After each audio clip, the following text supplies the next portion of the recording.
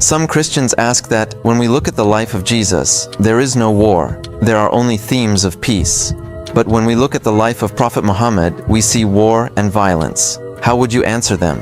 I would say that's a false notion because look, do not forget that Christian people believe that Jesus is part of the Trinity and therefore he was the author of the Old Testament. So when there was a command given in the book of Numbers, chapter 31, verse 18, to go and kill the people and annihilate and take the young girls for yourself and so on, as sexual property. That was actually a command, according to this belief system, that was commanded by Jesus Christ. Now you cannot say that he was separate from the Trinity because the Old Testament author is Jesus, is the Holy Spirit, is the Father. All three of them are authoring this because they're all coming together and authoring this thing. So he's commanding the people to kill the young ones or the villages and so on. And then when he comes in the book of Revelation, he comes back, you'll find that he kills Jezebel the prostitute and he does that one. So this idea that he was some kind of peaceful figure, it's a false analysis. And the fact that they're comparing Jesus and Muhammad anyway shows you their weakness and their submissiveness and their insecurity and their fragility. Because why are they comparing someone they consider to be a god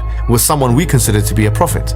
Why don't they compare Jesus with Allah? Remember, we believe Allah is a god, so it should be God for God, it should be God for prophet. Having said that, even if you go that far, the difference between Muhammad and Jesus Christ was that Muhammad had political authority.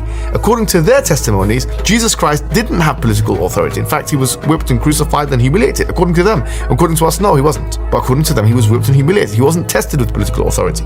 And when he is tested with political authority, when he comes back, he'll be killing the prostitutes and seeking vengeance. So it's a false assessment. It's like comparing the actions of a prisoner with that of a king and saying, well, this one is much more merciful than that one. Or this one's like, no, because this person has a different analysis anyway to that one in the first instance.